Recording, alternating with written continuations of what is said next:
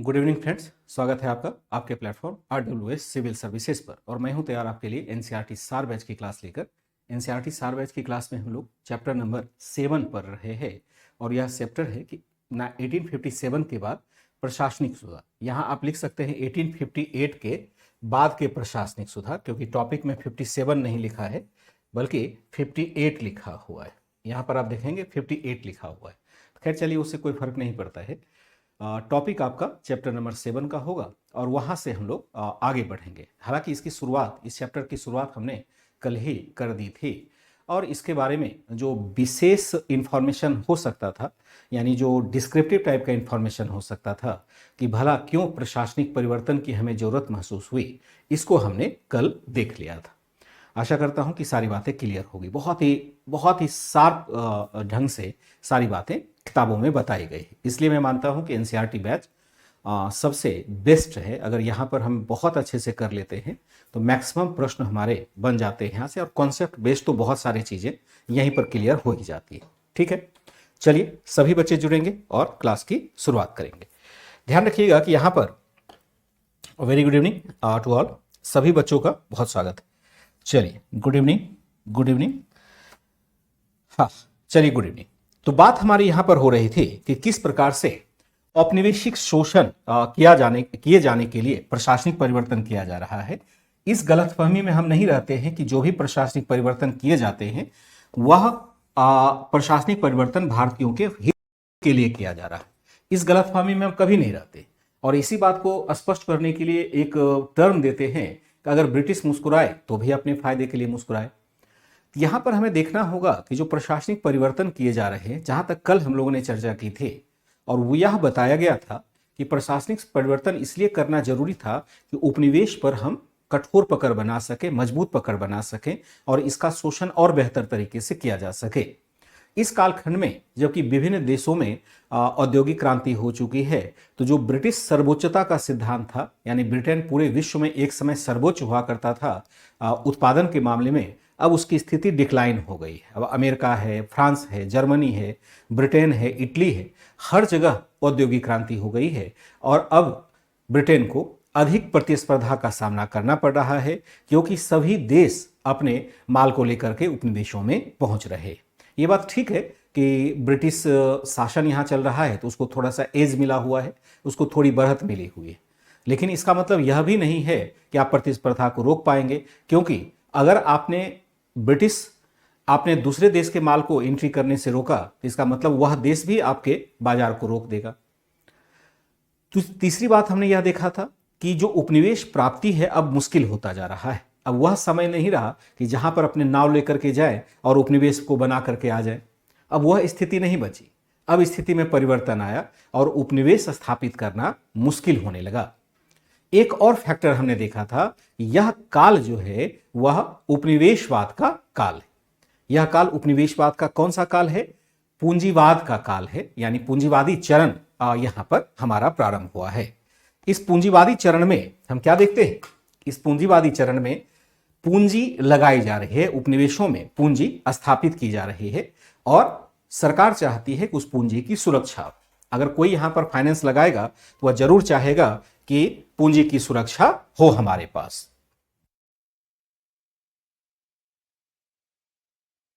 हर व्यक्ति चाहेगा कि, हर देश चाहेगा कि अपनी पूंजी का संरक्षण यहां पर हमें मिल सके। एक वह भी फैक्टर है।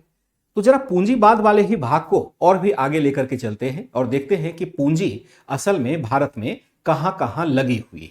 एक झलक इसकी ले लेते हैं, उससे हमें समझ में आएगा कि ब्रिटिश सरकार किस प्रकार से हर क्षेत्र में अच्छी कानून व्यवस्था को लागू करने की कोशिश करेगा और खास करके उस पार्ट को जरूर मजबूत करना चाहेगा जो एक तरह से ब्रिटिश साम्राज्य की रक्षा के लिए आयरन पिलर है। जैसे प्रशासन के क्षेत्र में देखेंगे तो सिविल सेवा, आर्मी, न्यायिक सेवा, स्थानीय सेवा, इस टाइप की जो भी बातें होंगी जिससे कि ब्रिटिश साम्राज्य को मजबूती मिल सकती है, वहां पर ब्रिटिश शासन ने लगातार परिवर्तन करना जारी रखा। तो टॉपिक ले लेते हैं यही 1858 के बाद प्रशासनिक परिवर्तन, ये हेडिंग ले लेते हैं और फिर इसके नीचे लिखने की शुरुआत करते हैं। 1858 के बाद, 58 के पश्चात प्रशासनिक परिवर्तन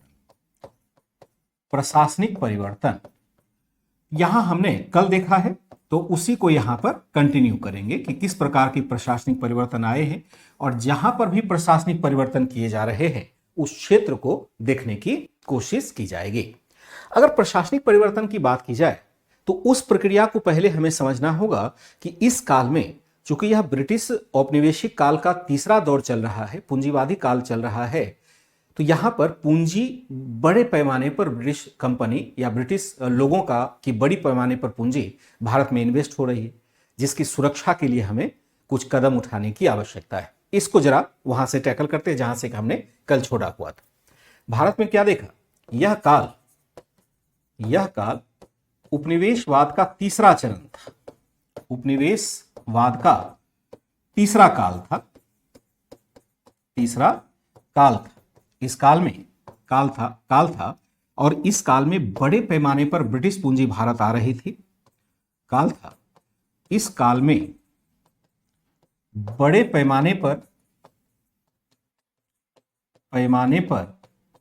ब्रिटिश पूंजी भारत आ रही थी या बड़े पैमाने पर ब्रिटिश पूंजी का भारत में निवेश हो रहा था। यहां देखने की जरूरत होगी कि किस क्षेत्र में यह निवेश हो रहा था। एक हेडिंग डालेंगे, किस क्षेत्र में निवेश हो रहा था। क्षेत्र में निवेश हो रहा था यानी ब्रिटिश पूंजी कहां पर आ रही है, किस क्षेत्र में निवेश हो रहा है, जरा इसको देख लेते हैं। ठीक है, तो यहां पर जो निवेश हो रहा था, तो जो एक सबसे नॉन फैक्ट है आपके पास कि भारत में रेलवे का विकास होता है और रेलवे के विकास में अधिकांश पूंजी भारतीयों की नहीं थी, विदेशी पूंजी लगी हुई थी। भारतीयों के पास तो धन का दोहन हो गया है, तो भारतीयों के पास तो वैसे ही कुछ नहीं बचा हुआ है, निवेश करने लायक कहां से है, वो उसको खाने के लाले पड़े हुए। तो भला रेलवे के विकास में, जो कि भारतीयों के द्वारा बहुत ही अनुत्पादक माना जाता है, रेलवे का विकास किस लिए करते हैं? अभी आपको लगता होगा कि रेलवे का सबसे प्रमुख कार्य है यात्रियों को ढोना, लेकिन अभी भी आप गलतफहमी में मत रहिए। रेलवे को इनकम यात्रियों के ढोने से नहीं होता है, बल्कि रेलवे का मुख्य इनकम जो होता है वह फ्रेट यानी माल ढोने से होता है, वस्तुओं को ढोने से होता है। आधी से अधिक कमाई, मतलब मैक्सिमम कमाई जो होती है, आपको अगर यात्री वाले खर्च में देखेंगे तो इंडियन रेलवे को 42% का नुकसान हो रहा है। यानी 100 रुपये का टिकट आप कटाते हैं तो उसमें 42 रुपया और रेलवे को जोड़ना पड़ता है, तब जाकर के उसका खर्चा निकल पाता है। यानी एक यात्री अगर 100 रुपया का भुगतान करता है तो रेलवे उस पर 142 रुपये का खर्च कर रही होती है। यानी रेलवे को यात्री वाहन चलाने में कोई फायदा नहीं है, बल्कि 42% का घाटा ही। असल रेलवे को फायदा होता है फ्रेट में, जो हम सामानों को भेजते हैं, गुड्स ट्रेन के माध्यम से भेजते हैं, असल में फायदा वहां है। तो पहले भी भारतीय तो निवेश नहीं करते, क्योंकि भारतीयों को तो कोई रेलवे से लेना देना था नहीं। ऐसा नहीं था कि किसी को दिल्ली से मुंबई जाना है या मुंबई से मद्रास जाना है। उस समय तो हमारे पास इतने दूर तक जाने के कोई कारण ही नहीं हुआ करते थे। अगर जाते भी तो परंपरागत साधन ही उसके लिए काफी होते, या फिर जलमार्ग का भी हम प्रयोग कर लेते थे। तो यहां पर ब्रिटिशों ने अपने उद्देश्य से कि यहां पर सामान की आवाजाही तेज हो सके, सैनिकों को हम एक जगह से दूसरे जगह पर अच्छे से ले जा सके, अपना प्रशासनिक जो अमला है वह बेहतर तरीके से संचालित हो सके, और सामान, और अगर कोई यातायात भी करना चाहे, कोई यात्री भी चढ़ना चाहे तो भी ठीक है। तो इसके लिए यहां पर रेलवे का विकास किया गया, और रेलवे के विकास में चूंकि पूंजी नहीं थी तो ब्रिटिश पूंजीपतियों के अधिकांश पूंजी को यहां पर इन्वेस्ट करने के लिए आमंत्रित किया गया। कहां कहां पूंजी लगी हुई है? तो पूंजी जो लगी हुई है, यह आपकी पूंजी लगी हुई है मुख्यतः यहां पर रेलवे तथा यातायात के साधनों के विकास में, यातायात के साधनों के विकास में लगा है। साधनों के विकास में अधिकांश पूंजी लगी हुई है। रेलवे तथा यातायात के साधनों के विकास में अधिकांश पूंजी हमारी लग जाती है। फिर हम देखते हैं और कहां लगा है। जैसे हम देखते हैं कोयला खदान उद्योग में, या खान उद्योग में, या खनन उद्योग कर सकते हैं, इसको खनन उद्योग कर सकते हैं। खनन उद्योग में हम देखते हैं पूंजी लगा हुआ है। तीसरा जो होगा बागानी कृषि में, बागानी कृषि में होगा, और बागानी कृषि में हमारा कौन कौन सा हो जाएगा?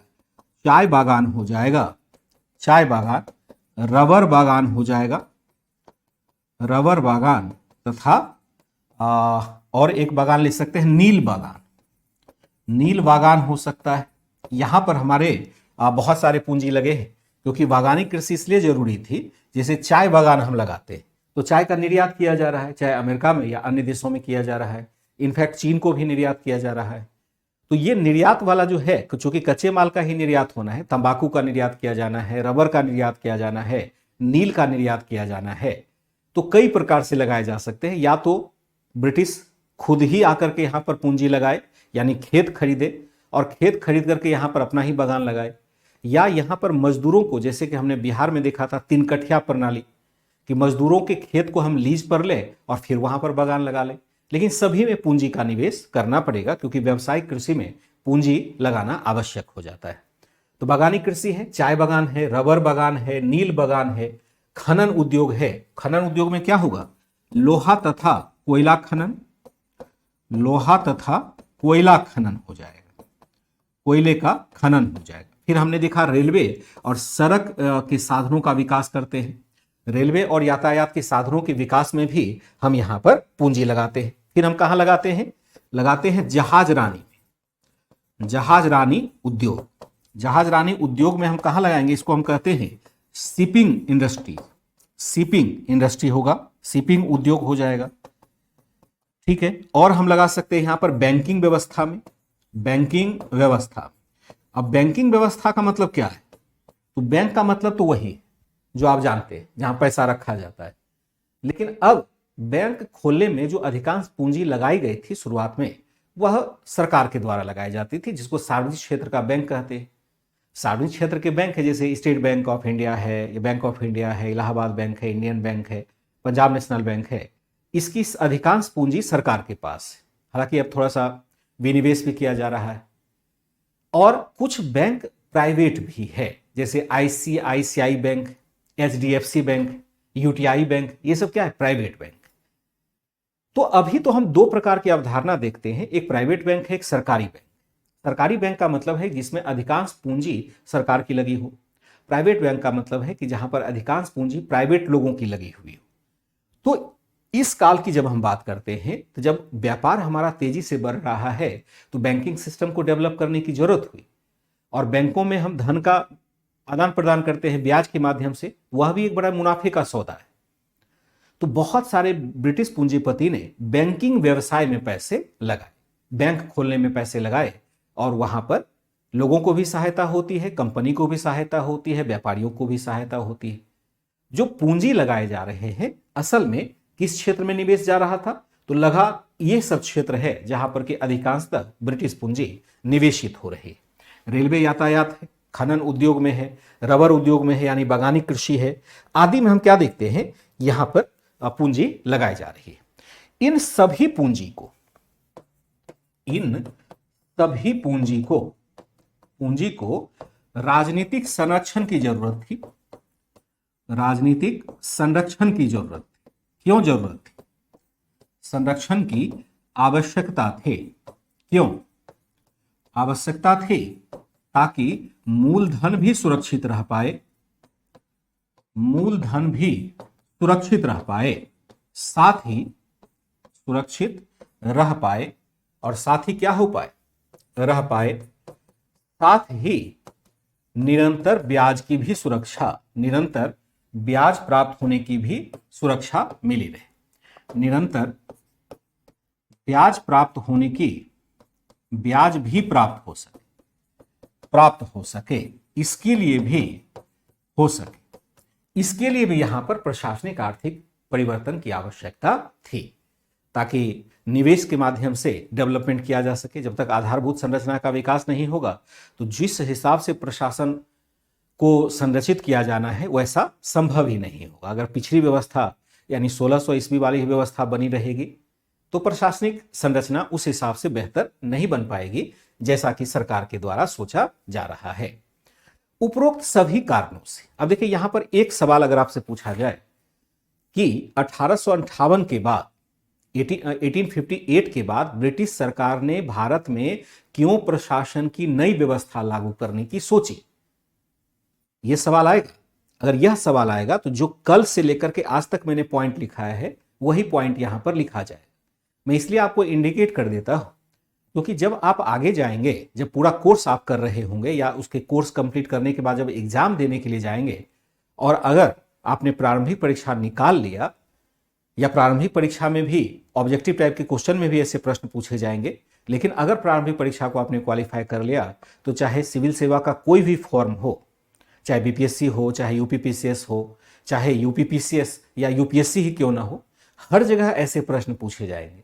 फिर आपको लगेगा ये तो मैंने कहीं पढ़ा ही नहीं है, और इतना डिटेल्स में आपको जो कारण बताए गए हैं कि क्यों प्रशासनिक परिवर्तन किया जा रहा है, इतना डिटेल्स आपको एडवांस लेवल की क्लास में भी नहीं मिलने वाला है। इसलिए यहीं पर बहुत अच्छे से समझ लीजिए। मैंने हर बच्चों को मना किया था, मतलब कहा था कि अगर आपने एनसीईआरटी सार बैच लिया है तो यहाँ पर बहुत मन लगा के पढ़िए, क्योंकि इससे फिर हमारा बेस बहुत क्लियर हो जाता है। लगभग 80% से ऊपर हम अपने बेस को क्लियर कर पाने में सक्षम होते हैं। ठीक है, उपरोक्त कारणों से ब्याज भी प्राप्त होते रहे। उपरोक्त सभी कारणों से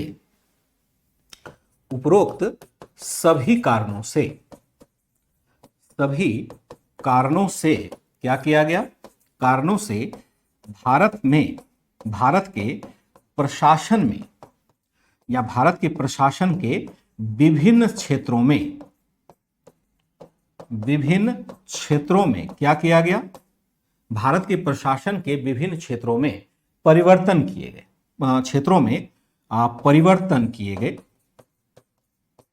परिवर्तन किए गए। और लेंगे यहां पर उदाहरण के लिए, फॉर द एग्जाम्पल, उदाहरण के लिए क्या परिवर्तन किए गए जरा देख लेते हैं। और यहां पर अलग अलग क्षेत्रों के बारे में जानेंगे। जैसे सबसे पहले हम देखते हैं कि किन क्षेत्रों में परिवर्तन आया, तो कम से कम 3 महत्वपूर्ण क्षेत्र हमें देखने होंगे। पहला तो हम प्रशासन में देखते हैं कि प्रशासन में क्या क्या परिवर्तन लाया गया। फिर हम देखेंगे कि प्रशासन में ही सिविल सेवा वगैरह सब आ जाएगा। फिर हम देखेंगे सेना के यानी सैनिकों में जो सेना की संरचना थी उसमें क्या परिवर्तन लाया गया, क्योंकि सेना की संरचना में परिवर्तन देखना इसलिए जरूरी है कि यही सैनिक था जिसने कि अभी थोड़े दिन पहले, 1 साल पहले ही विद्रोह किया था, और अब बड़ी मुश्किल से इन सैनिकों के विद्रोह को दबाया जा सका। तो सरकार अब चाहेगी कि सेना की संरचना यानी सैन्य संगठन इस प्रकार से बनाया जाए कि इतने बड़े विद्रोह की कोई संभावना नहीं रहे। आपको मैंने पहले भी डाटा दिया था कि लगभग 1 से 1.5 लाख ब्रिटिश सैनिक इसमें, जबकि 2-2.5 लाख ही था सैनिक कुल मिलाकर के। जो कुल भारतीय सैनिक है मान को चलो कि 2.5 लाख है, और 2.5 लाख में से 1.5 लाख तो विद्रोह में ही शामिल है। आप समझ सकते हैं वो कितना मैसिव स्केल पर यह विद्रोह हुआ था। तो ब्रिटिश सरकार चाहेगी कि सेना में भी ऐसी संरचना बनाई जाए कि फिर से यह विद्रोह ना हो। और यह जानना बड़ा दिलचस्प रहेगा कि क्या क्या परिवर्तन लाए। एक एक करके देखते हैं कि परिवर्तन कहां लाए गए। सबसे पहले देखते हैं प्रशासन के क्षेत्र में परिवर्तन। प्रशासन के क्षेत्र में परिवर्तन कहें या सुधार कहते हैं, परिवर्तन या सुधार किस प्रकार से लागू किए जाते हैं? प्रशासन के क्षेत्र में परिवर्तन या सुधार किस प्रकार से लागू किए जाते हैं? आशा करता हूं कि सारी बातें आप समझ पा रहे होंगे। ध्यान से सारी बातों को समझते हुए चलेंगे। ठीक है, कोई दिक्कत तो नहीं हो रही? एक बार कंफर्म भी कर देंगे, कोई परेशानी तो नहीं हो रही है। ध्यान से सभी बातों को देखते हुए चलेंगे। हमने क्या देखा कि सबसे जो मेजर परिवर्तन किया गया 1858 के बाद, सबसे मेजर परिवर्तन किया गया कि 1858 के बाद के पश्चात, या 1858 में ही कर दीजिए, पश्चात से अच्छा रहेगा। 1858 में ब्रिटिश संसद में कानून पारित किया गया। संसद में कानून पारित कर भारत के प्रशासन का अधिकार, भारत के प्रशासन का अधिकार कंपनी से छीन लिया गया, कंपनी से छीन लिया गया तथा कंपनी से छीन लिया गया तथा प्रशासन का भार सीधे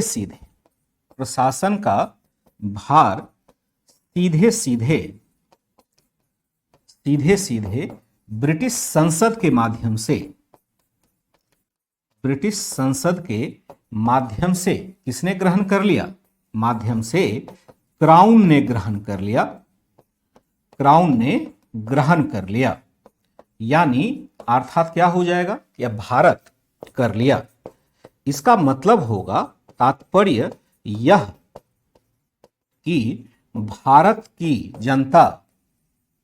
जनता अब ब्रिटिश जनता घोषित कर दी गई, ब्रिटिश जनता घोषित कर दी गई, घोषित कर दी गई तथा कर दी गई, जिस पर ब्रिटिश संसद द्वारा निर्मित कानून ही लागू होते।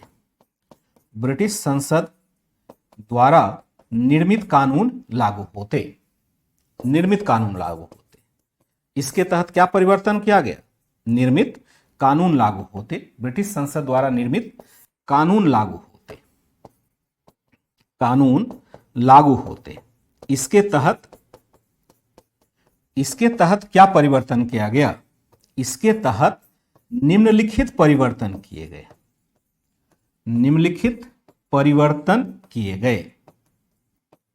क्या परिवर्तन किए गए, निम्नलिखित परिवर्तन किए जाते हैं। एक एक परिवर्तन को देखेंगे तो बातें स्पष्ट हो जाएगी कि 1858 में ब्रिटिश संसद में कानून पारित कर भारत के प्रशासन का अधिकार कंपनी से छीन लिया गया तथा प्रशासन का भार सीधे सीधे ब्रिटिश संसद के माध्यम से क्राउन ने ग्रहण कर लिया।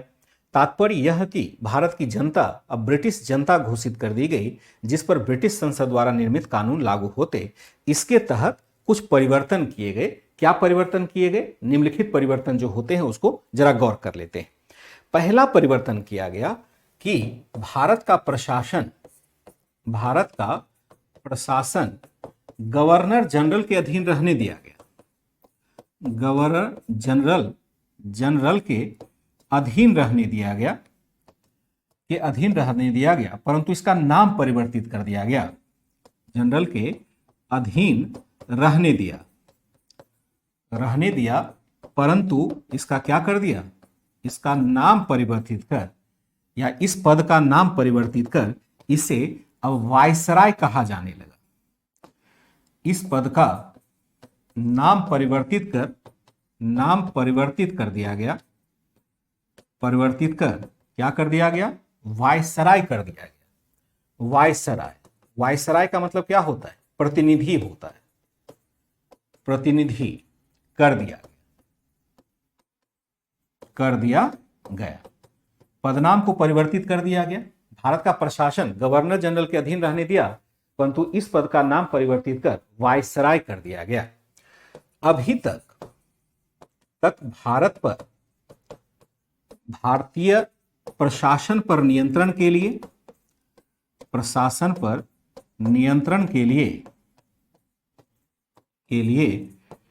बोर्ड ऑफ डायरेक्टर्स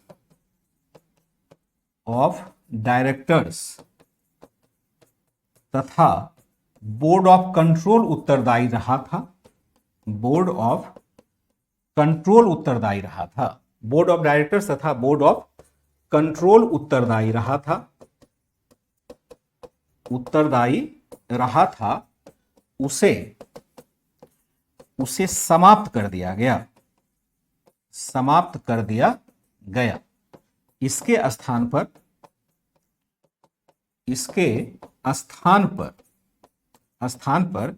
भारत सचिव का पद बनाया गया। भारत सचिव तथा उसके काउंसिल का पद बनाया गया। भारत सचिव का पद बनाया गया। भारत सचिव कौन होता था, भारत सचिव जो होता था, सचिव ब्रिटिश कैबिनेट का सदस्य होता था। कैबिनेट का सदस्य होता था। भारत सचिव क्या होता था, ब्रिटिश कैबिनेट का सदस्य होता था और इसकी सहायता के लिए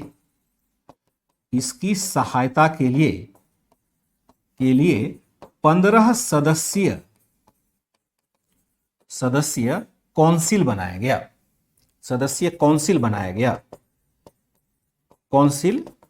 गया। भारत सचिव का कार्यालय ब्रिटेन में होता। भारत सचिव का कार्यालय कहां होता, कार्यालय ब्रिटेन में ही स्थापित था। तथा ब्रिटिश संसद के प्रति उत्तरदायी था। ब्रिटिश संसद के प्रति उत्तरदायी था, इसका क्या मतलब है जरा इसको समझते हैं। प्रति उत्तरदायी, ब्रिटिश संसद के प्रति उत्तरदायी होता था। अब देखिए क्या परिवर्तन किया गया। पहला परिवर्तन किया गया कि भारत का प्रशासन गवर्नर जनरल के अधीन ही रहने दिया गया। यहां पर बहुत कुछ चेंजेस नहीं लाए गए। जो गवर्नर जनरल था, जैसे लास्ट गवर्नर जनरल केनिंग था, उसी को कहा भाई तुम कंटिन्यू करो, कोई दिक्कत नहीं। लेकिन अब उसका पदनाम परिवर्तित हो गया। पहला तो हमने देखा कि ब्रिटिश प्रशासन का भार अब कंपनी से हट करके किसके पास आ जाता है, सीधे ब्रिटिश क्राउन के पास आ जाता है। तो जो गवर्नर जनरल है, अब देखिए दो शब्द है, मैंने पहले भी बताया था, एक गवर्नर है एक जनरल है, दो शब्द मिलकर के गवर्नर जनरल बना है। इसका क्या मतलब है, तो अगर कोई गवर्नर है तो गवर्न करने के लिए है, यानी प्रशासन करने के लिए। अगर कहा जाएगा कि केवल वह गवर्नर है तो इसका मतलब है कि केवल उसके पास प्रशासनिक अधिकार है। अगर उसी पद के साथ हम जनरल शब्द का भी यूज कर लेते हैं तो जनरल शब्द का मतलब होता है सेना का अधिकारी, सेना का प्रमुख। यहां पर गवर्नर जनरल का मतलब हुआ कि जो भी व्यक्ति इस पद पर होगा उसे सामान्य प्रशासन का भी सर्वोच्च अधिकारी माना जाएगा और जो ब्रिटिश सेना है उसका भी प्रमुख माना जाएगा। यानी एक ही व्यक्ति में दोनों शक्तियां सीमित होंगी या समाहित होंगी। लेकिन अब क्या कहा गया कि अब गवर्नर जनरल की जगह पर अब कहा गया वायसराय। वायसराय का मतलब होता है प्रतिनिधि। तो प्रतिनिधि का मतलब कौन होगा, प्रतिनिधि का मतलब होगा क्राउन का प्रतिनिधि। यहां पर अब गवर्नर जनरल शब्द क्यों नहीं प्रयोग करते हैं और गवर्नर जनरल शब्द के जगह हम वायसराय शब्द का यूज करते हैं। तो क्या परिवर्तन हुआ, परिवर्तन कुछ नहीं हुआ, केवल ये लोचा है, झोला है। मतलब क्या है कि यहां पर हमने अधिकार वही रखा। चूंकि अब जनरल शब्द का हम यूज नहीं कर सकते हैं इसलिए कि सर्वोच्च जनरल हम ब्रिटिश क्राउन को ही देखते हैं, लेकिन पिछले दरवाजे से वायसराय को ही जनरल के भी अधिकार शुरुआत में मिले रहे।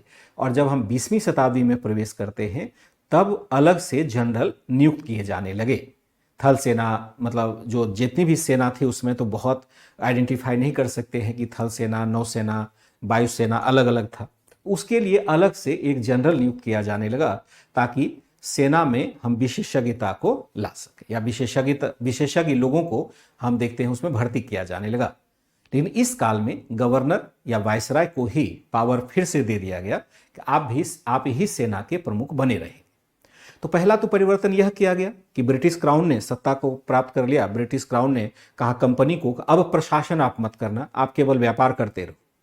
यानी जो ब्रिटिश कंपनी थी, ब्रिटिश ईस्ट इंडिया कंपनी थी, उसको केवल यहां पर व्यापार करने का अधिकार रहा। व्यापार वो करती रहेगी, ऐसा नहीं है कि व्यापार से वो बाहर हो जाएगी। व्यापार करना उसका मूल काम था, कहा व्यापार करते रहो। प्रशासन अब आप नहीं करना, प्रशासन के सारे अधिकार चले जाएंगे ऐसे अधिकारी के पास जिसकी नियुक्ति संसद के द्वारा की जा रही है। पहले जो नियुक्ति होती थी वह संसद के द्वारा नहीं होती थी, पहले होती थी जो 24 सदस्यीय बोर्ड ऑफ कंट्रोल था, बोर्ड ऑफ डायरेक्टर था, और 6 सदस्यीय जो बोर्ड ऑफ कंट्रोल था उसके आधार पर नियुक्ति होती थी। वह नियुक्ति की सिफारिश करता था, चाहे किसी भी प्रकार का अधिकारी क्यों ना हो, बड़ा से बड़ा और छोटा से छोटा। अब कहा नहीं, अब कौन नियुक्ति करेगा, नियुक्ति करेगा भारत सचिव की सहायता से ब्रिटिश संसद, यानी संसद उसको मंजूरी देगा पद को। क्योंकि भारत सचिव असल में नियुक्ति करता है, लेकिन नियुक्ति करने के बाद उसको संसद में उसकी पुष्टि भी करानी होती है, तब जाकर के नियुक्ति वैध मानी जाएगी। तो माना गया कि व्यवस्था थोड़ा सा अधिक सिस्टमैटिक है। पहला तो हमने देखा कि गवर्नर जनरल की नियुक्ति या वायसराय की नियुक्ति अब कौन कर रहा है, एक भारत सचिव जैसा अधिकारी कर रहा है। भारत सचिव कौन है, जो भारत के प्रशासन पर ब्रिटिश संसद की तरफ से नियंत्रण रखता है। ब्रिटिश संसद खुद तो नहीं आई, ब्रिटिश संसद ने अपने एक कैबिनेट मिनिस्टर को यह अधिकार दे दिया कि आप भारत पर शासन करिए और भारत पर शासन की दिशा निर्देश को तय कीजिए और फिर उसको रिपोर्ट करिए आप संसद। तो यहां पर जैसे एक कैबिनेट मिनिस्टर कोई भी होगा, उसको भारत का विभाग बना दिया गया, तो उसको भारत मंत्री कहा गया। यानी मंत्री तो है और भारत के संदर्भ में मंत्री है, तो उसको भारत मंत्री या भारत सचिव कहा गया, इंडियन सेक्रेटरी कहा गया।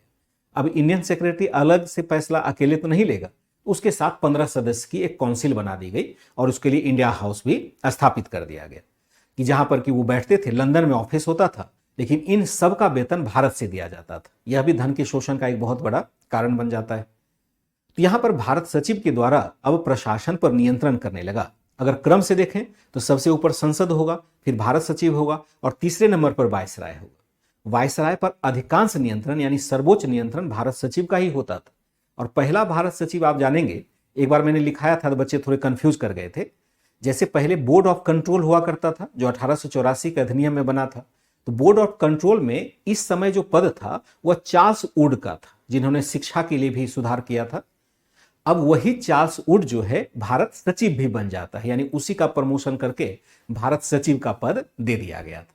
यानी बोर्ड ऑफ कंट्रोल का अध्यक्ष था ही, तो भारत सचिव का भी पद दे दिया गया। बात तो एक ही हुई ना, परिवर्तन तो बहुत अधिक हो नहीं रहा है, इसलिए सतही परिवर्तन रहा, यानी केवल नाम का परिवर्तन हुआ, असल में काम जिसका जैसा था वैसा ही होता रहा। तो हमने क्या देखा कि भारत का प्रशासन गवर्नर जनरल के अधीन रहने दिया गया, परंतु इसका नाम परिवर्तित करके वायसराय कर दिया गया। अभी तक भारतीय प्रशासन पर नियंत्रण के लिए बोर्ड ऑफ डायरेक्टर्स तथा बोर्ड ऑफ कंट्रोल उत्तरदायी रहा था, उसे अब समाप्त कर दिया गया और उसके स्थान पर किसको नियुक्त कर दिया गया? उसके स्थान पर भारत सचिव का पद बनाया गया। भारत सचिव ब्रिटिश कैबिनेट का एक सदस्य होता था। इसकी सहायता के लिए एक 15 सदस्यीय काउंसिल बनाया गया। भारत सचिव का कार्यालय ब्रिटेन में था तथा वह ब्रिटिश संसद के प्रति उत्तरदायी था और व्यावहारिक रूप से भारत के प्रशासन का सर्वोच्च नियंता था। प्रशासन का सर्वोच्च नियंत्रणकारी था, यानी भारत के ऊपर प्रशासन का सर्वोच्च नियंत्रक था, ऐसे लिख सकते हैं, सर्वोच्च नियंत्रक हुआ करता था। एक परिवर्तन यह कह दिया कि भाई यहां पर किसका नाम कर दिया? वह भारत सचिव का यहां पर पहले हम कर देते हैं।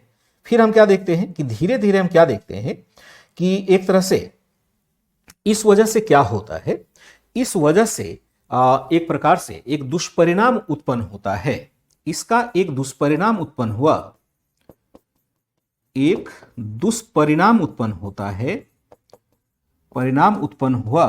कि भारतीय प्रशासन ब्रिटिश प्रशासन भारतीय जनमत से दूर होता चला गया, कि ब्रिटिश प्रशासन भारतीय जनमत से दूर होता चला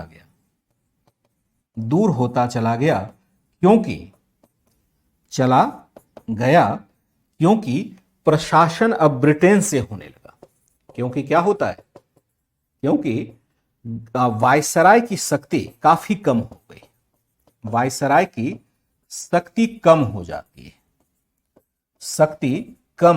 क्योंकि इसको अब हमेशा ब्रिटेन की तरफ देखना पड़ेगा। पहले गवर्नर जनरल अधिक शक्तिशाली हुआ करते थे, लेकिन अब वायसराय को हमेशा लंदन देखना पड़ेगा। वहां भारत सचिव से कोई भी कार्य कर रहे हैं तो वह भारत सचिव से ही अनुमति लेना पड़ेगा, और भारत सचिव का कार्यालय यहाँ है ही नहीं, उसे तो भारतीय जनमत की समझ ही नहीं होगी। अब गवर्नर जनरल अगर कहेंगे कि कोई सुधार करो, उस पर कुछ नहीं असर करेगा, क्योंकि उसको तो पता ही नहीं है कि भारत में हो क्या रहा है। गवर्नर जनरल या वायसराय भारत में रह रहा है, इससे तो थोड़ा सा असर भी पड़ेगा, लेकिन वो तो विदेश में रह रहा है, ब्रिटेन में रह रहा है, उसको क्या फर्क पड़ता है कि भारत में क्या होगा नहीं होगा। वह वही करेगा जो उसकी मर्जी होगी या उसके पार्टी की मर्जी होगी। तो एक तरह से भारतीय प्रशासन जनमत के दायरे से बाहर होता चला गया। एक बहुत बुरा पक्ष रहा भारतीय प्रशासन का। फिर हम क्या देखते हैं कि एक तरह से गवर्नर जनरल के साथ हम क्या देखते हैं, कम हो गई। गवर्नर जनरल के साथ यानी वायसराय के साथ एक एग्जीक्यूटिव काउंसिल जोड़ी गई। एक एग्जीक्यूटिव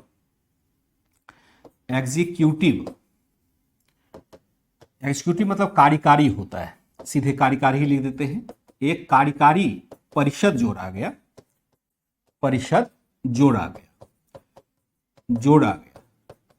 देखिए अभी तक हमने क्या देखा, जो गवर्नर जनरल होता था उसका एक 3 सदस्य का काउंसिल होता था। पहले बीच में 4 कर दिया था, बाद में उसको घटा दिया गया और वहां पर कर दिया 3 सदस्य।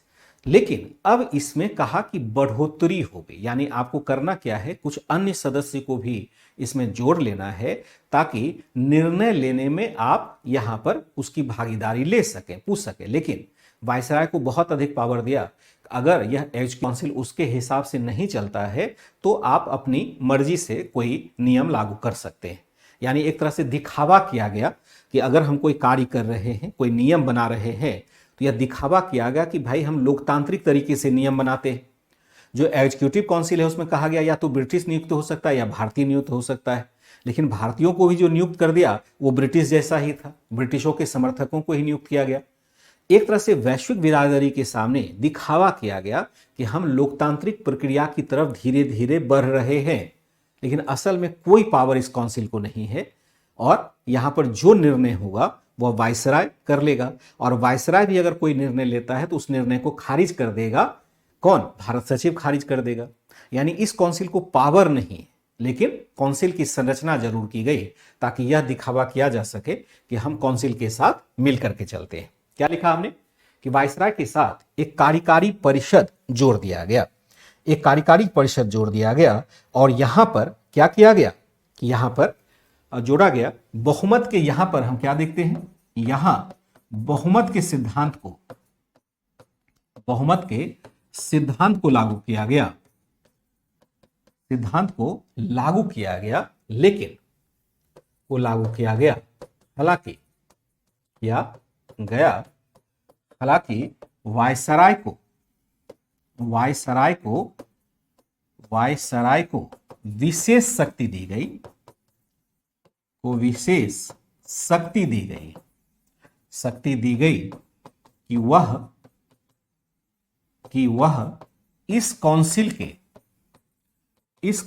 के निर्णय को नहीं भी मान सकता है, इस काउंसिल के निर्णय को नहीं भी मान सकता है, निर्णय को नहीं भी मान सकता है।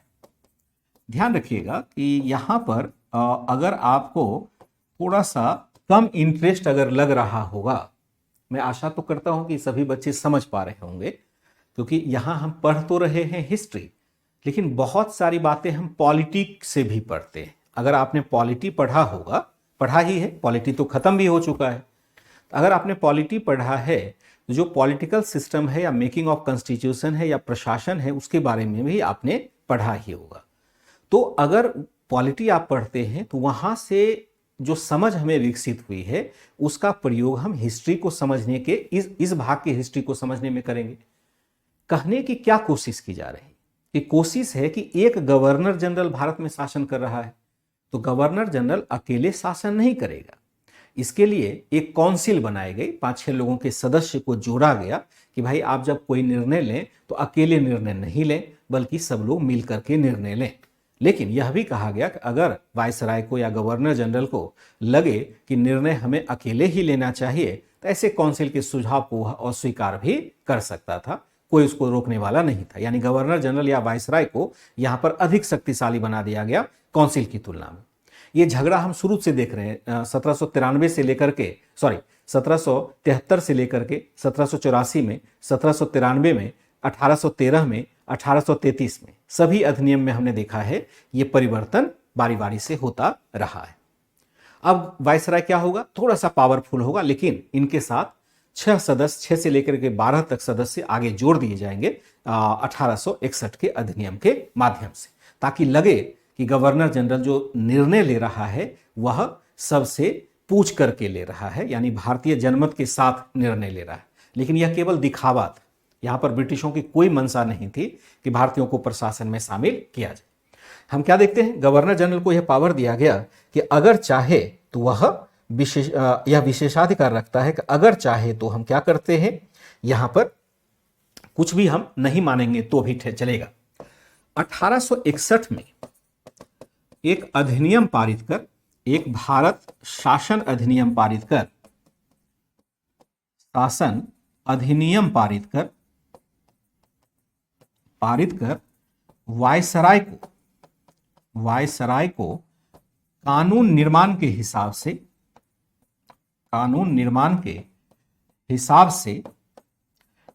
से कार्यकारिणी में अतिरिक्त सदस्यों को जोड़ने का अधिकार दिया गया। हिसाब से अपनी सलाहकारी कार्यकारिणी में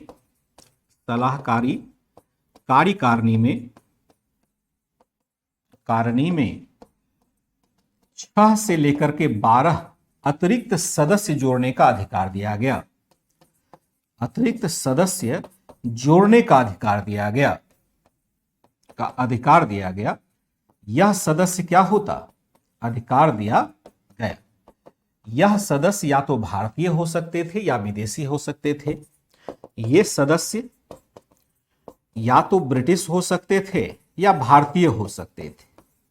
ब्रिटिश हो सकते थे अथवा भारतीय हो सकते थे। हालांकि भारतीय हो सकते थे, लेकिन हो सकते थे या तो देखिए जितना सदस्य जोड़ा गया, अब कहा गया कि आप चाहें तो 6 से 12 अतिरिक्त मेंबर जोड़ लें। जैसे अभी वायसराय की कार्यकारिणी में आप देखेंगे तो 4 सदस्य है, 3 सदस्य तो पहले से आ रहा था। एक विधि सदस्य को भी अस्थायी कर दिया गया।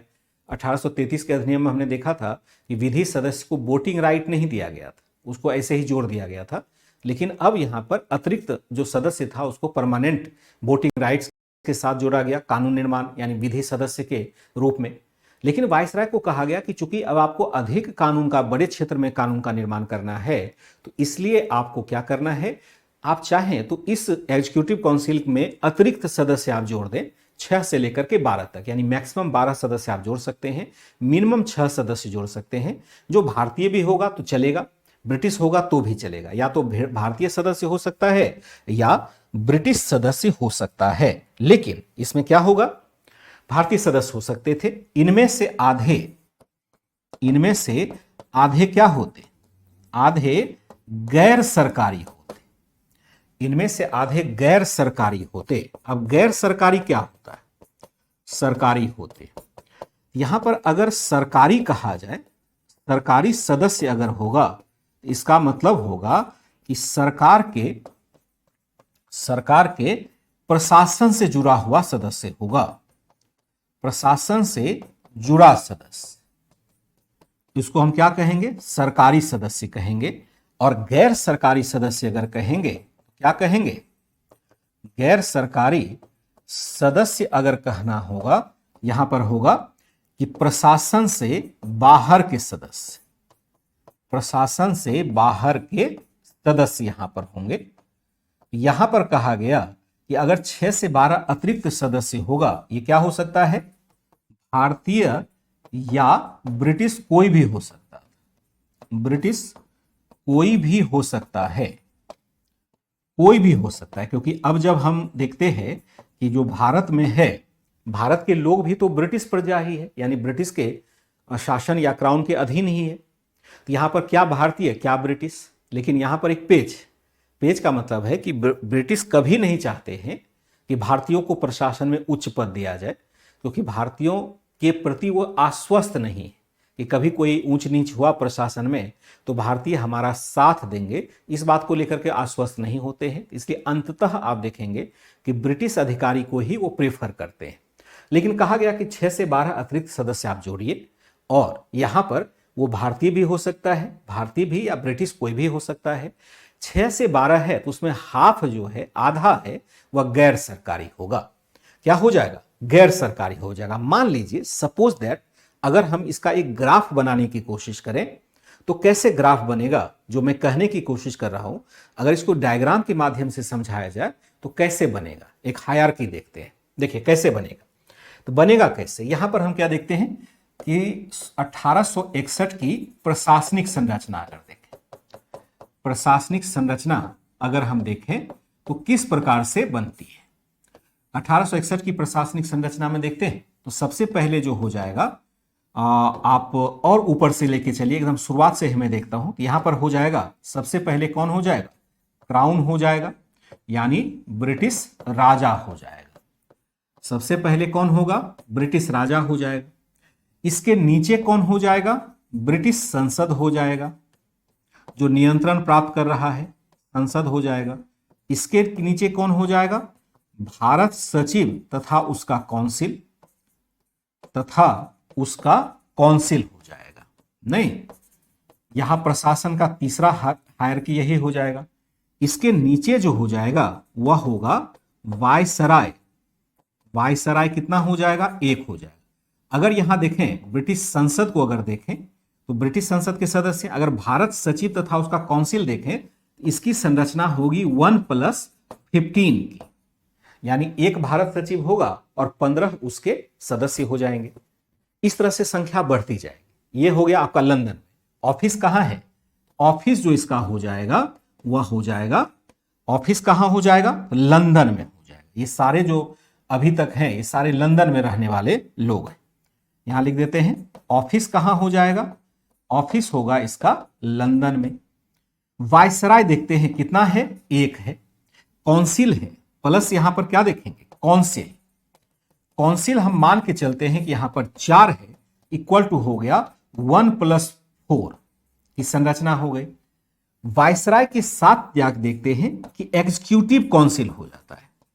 एग्जीक्यूटिव काउंसिल, एग्जीक्यूटिव काउंसिल एक आ जाता है काउंसिल, जिसमें हम क्या देखते हैं? काउंसिल में हम अतिरिक्त सदस्य को जोड़ देते हैं।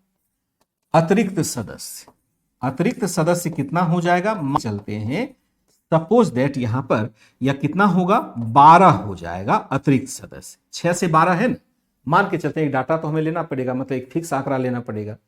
तो 12 सदस्यों का जो विभाजन होगा यह कितना हो जाएगा? अगर इस पूरे को देखा जाए कि वायसराय की काउंसिल और एग्जीक्यूटिव सदस्य, इसको अगर हम करें कि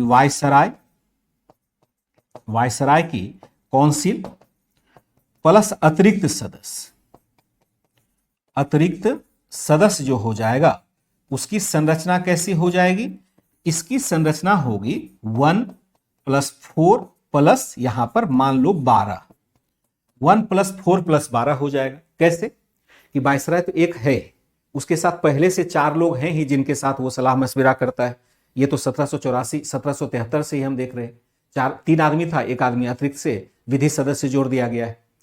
अब उसके साथ अतिरिक्त सदस्य जोड़ दिया गया। मान लेते हैं 6 से 12 है तो मैक्सिमम नियुक्त कर दिया होगा, 12 हो गया। अब यहां पर हो गया वायसराय की काउंसिल के अतिरिक्त सदस्य प्लस अतिरिक्त सदस्य, वायसराय की काउंसिल प्लस अतिरिक्त सदस्य मिला के हो जाएगा 1+4 + 12 की संरचना।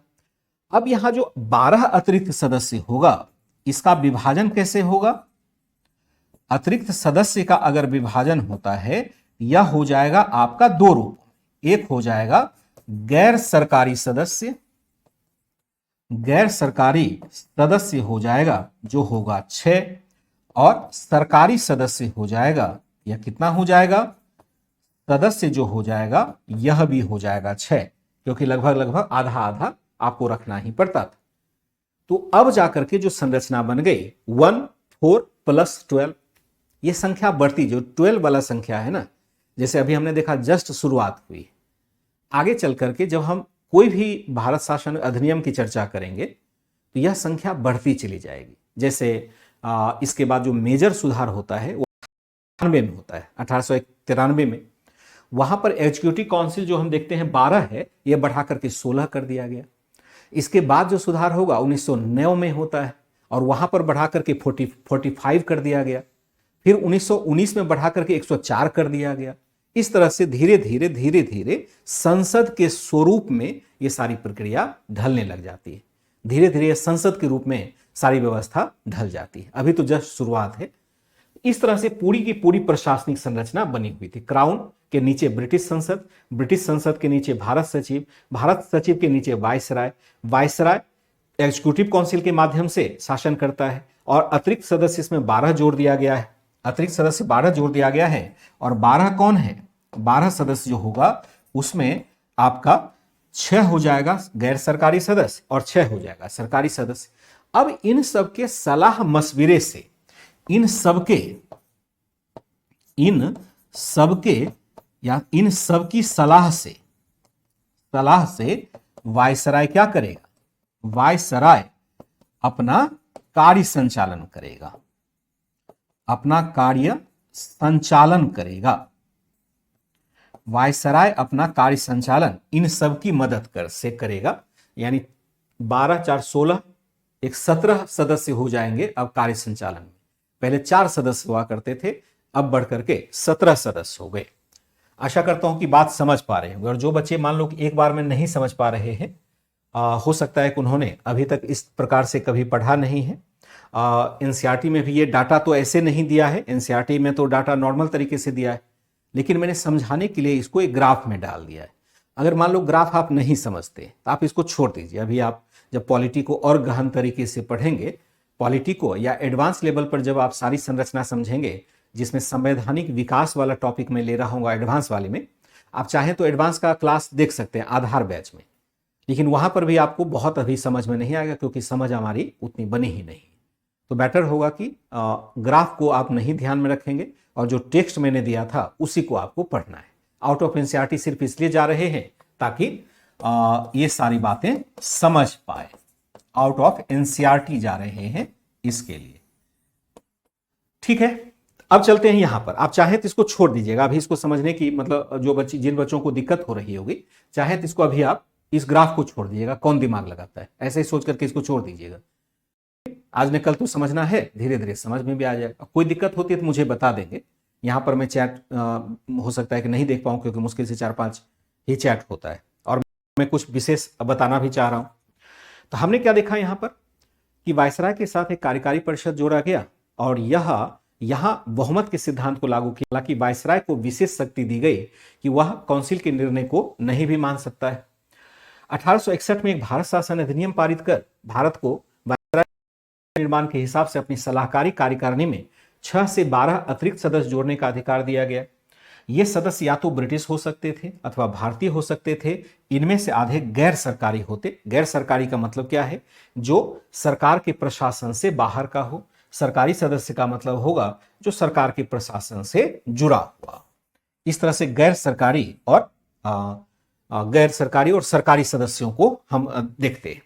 फिर हमने उसी बात को जो वहां पर लिखा हुआ था उसको एक ग्राफ के रूप में ढालने की कोशिश की। यहां पर भी हम क्या देखते हैं, यहां पर भी जो सलाहकारी परिषद बनाया गया था, यहां भी ध्यान रखना होगा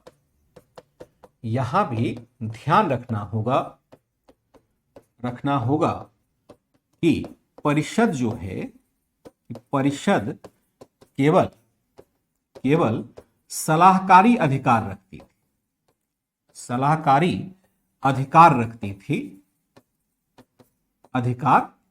थी। परिषद क्या रखती थी? केवल सलाह देने का कार्य करती थी। अगर वायसराय को या भारत सचिव को कोई अतिरिक्त बातें माननी होती थी तो इस परिषद की बातों को वह नजरअंदाज कर सकता था, रखती थी। यदि चाहे तो भारत सचिव, चाहे तो वायसराय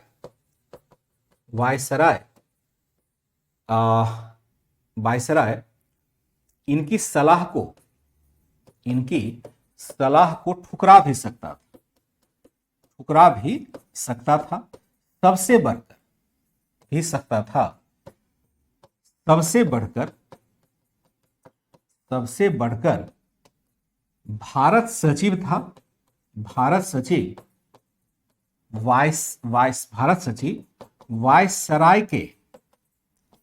सचिव वायसराय के भी निर्णय को ठुकरा सकता था या निर्णय को अमान्य कर सकता था। तो सबसे पावरफुल कौन हो जाएगा? यहां पर भारत सचिव होगा और भारत सचिव यहां रहता ही नहीं है, ब्रिटेन में रहता है। तो इतना जो तामझाम फैलाया कि वायसराय होगा, इसकी काउंसिल होगी, काउंसिल में अतिरिक्त सदस्य होंगे, इतना जो तामझाम फैलाया वो किस लिए फैलाया? व्यर्थ ही फैलाया ना। व्यवहारिक रूप से तो भारतीयों को कुछ मिलना है नहीं, क्योंकि जो अतिरिक्त सदस्य है वह भी ब्रिटिश समर्थक ही है।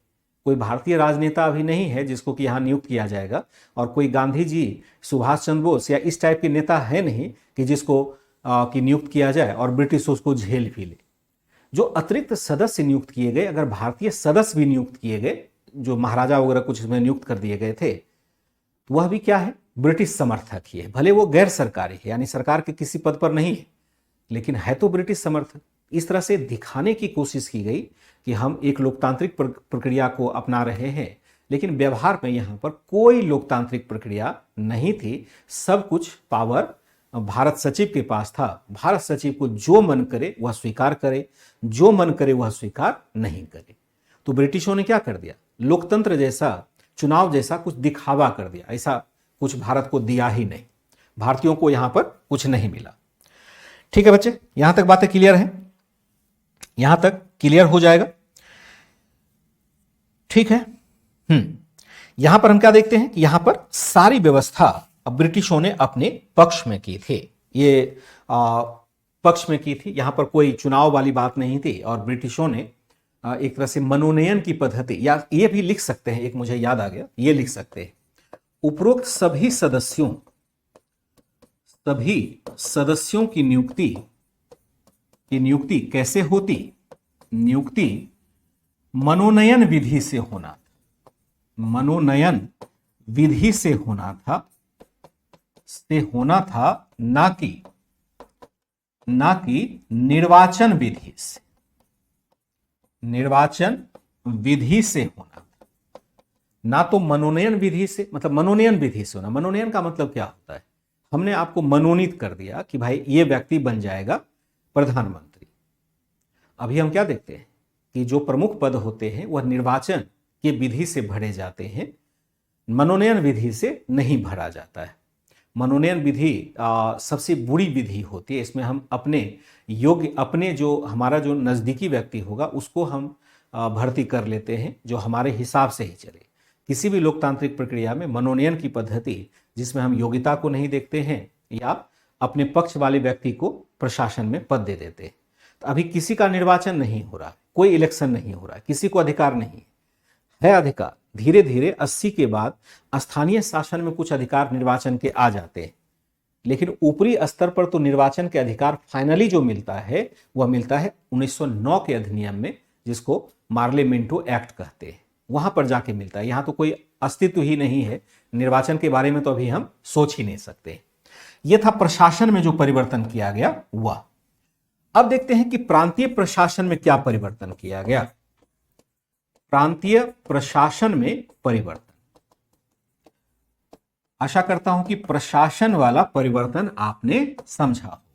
प्रशासन में जो परिवर्तन आया, और यह भी अपेक्षा होती है कि एक बार में तो समझेंगे ही नहीं, तो आप इसी मैटर को पहले किताब में पढ़िए और फिर बार बार 2-3 बार इस मैटर को पढ़िए जो मैंने बनाया है।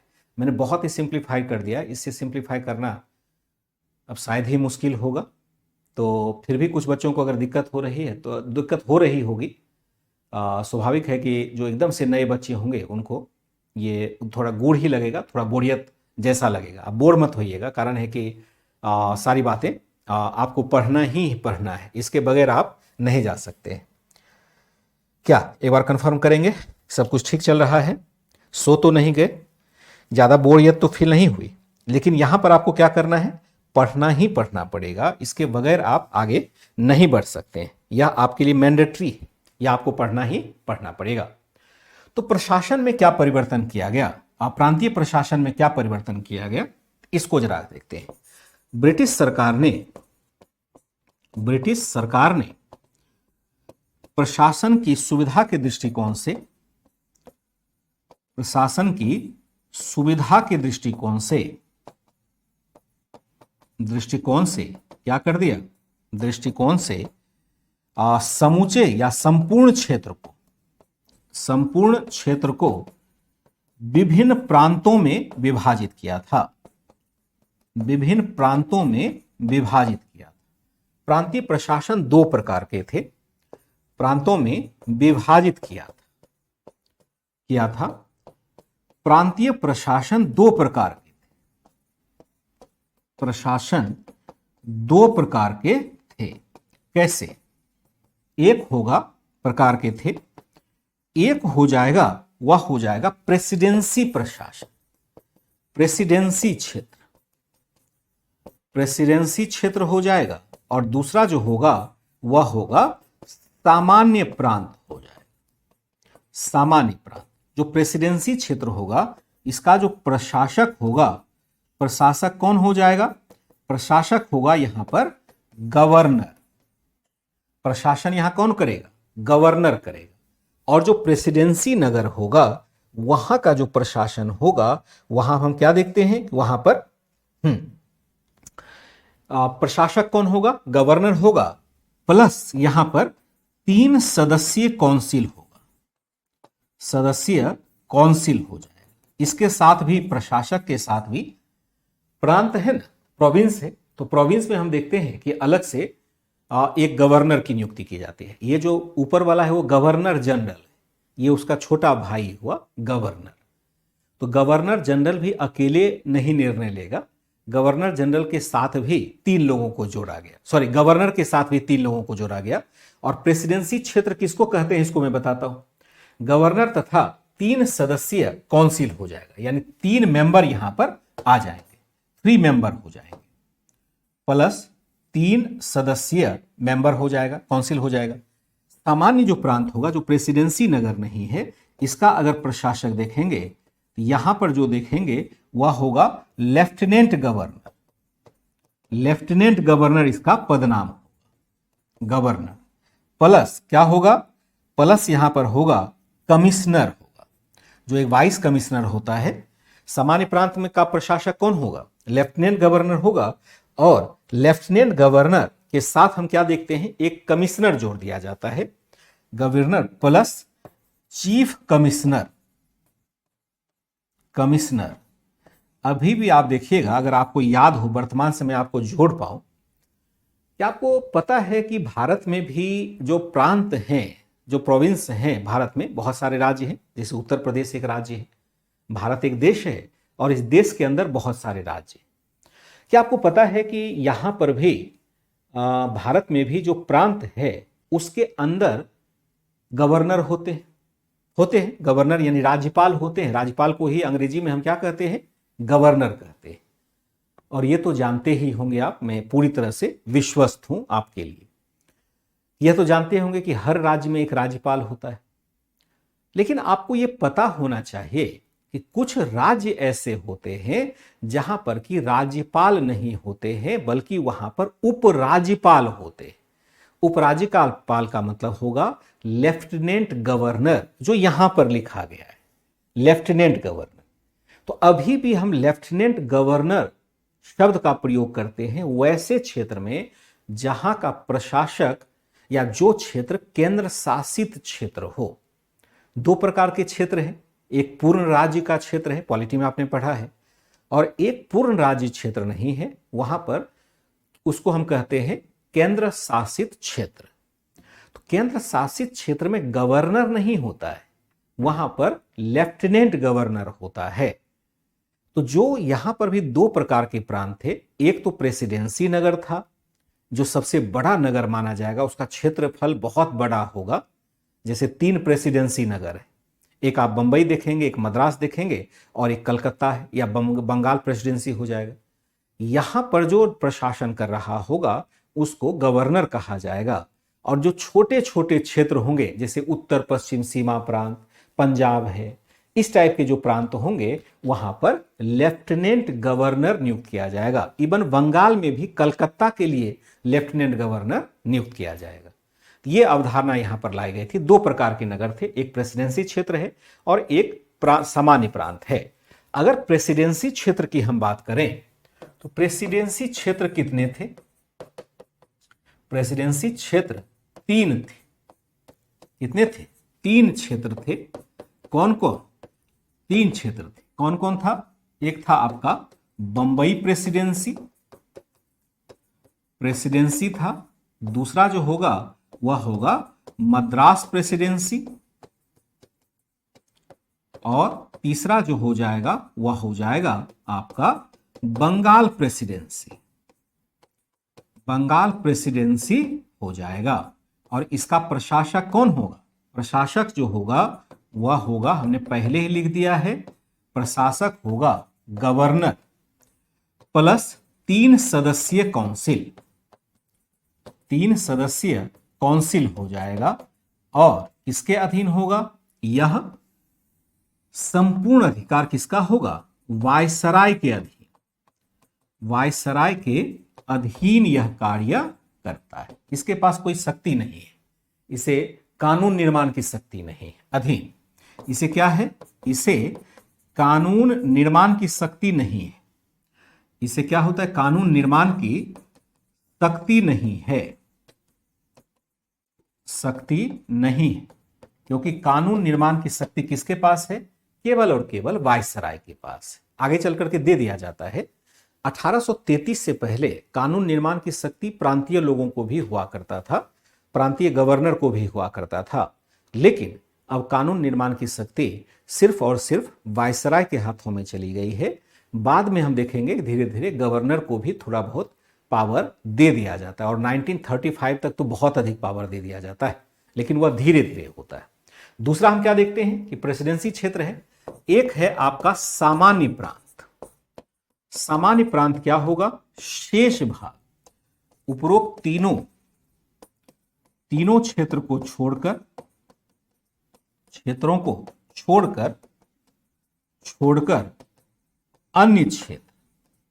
अन्य क्षेत्र जो होगा वह होगा सामान्य, और वह होगा यहां का प्रशासक जो होगा वह होगा लेफ्टिनेंट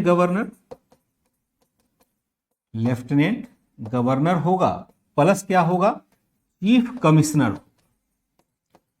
कमिश्नर का क्षेत्र है।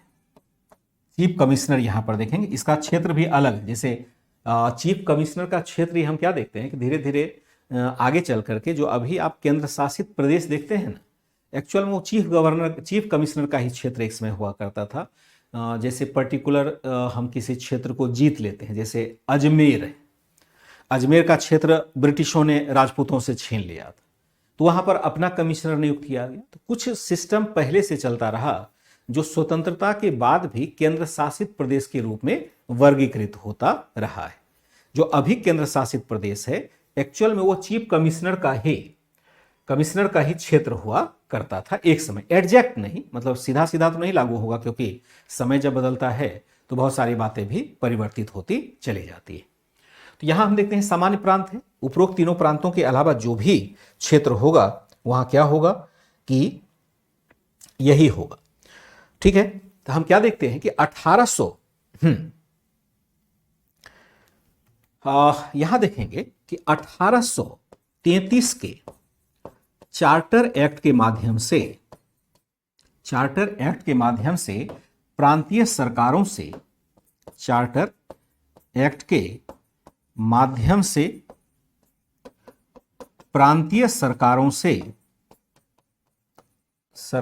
से कानून निर्माण का अधिकार छीन लिया गया था। कानून निर्माण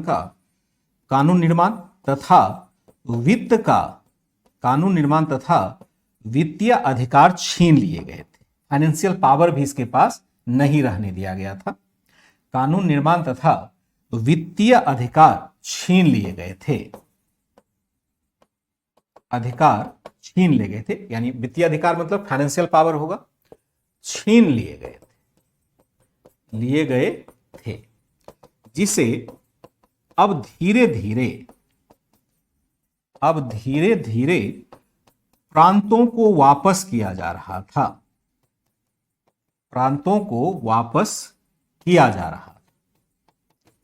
धीरे धीरे प्रांतों को यह अधिकार वापस किया जा रहा था। पहले 1833 के चार्टर एक्ट के माध्यम से प्रांतीय सरकारों से कानून निर्माण तथा वित्तीय अधिकार छीन लिए गए थे, जिसे अब धीरे धीरे प्रांतों को वापस किए जाने की प्रक्रिया प्रारंभ हुई थी। धीरे धीरे हम क्या देखते हैं कि यह प्रक्रिया किस काल में प्रारंभ होती? वित्तीय अधिकार को वापस करने की प्रक्रिया,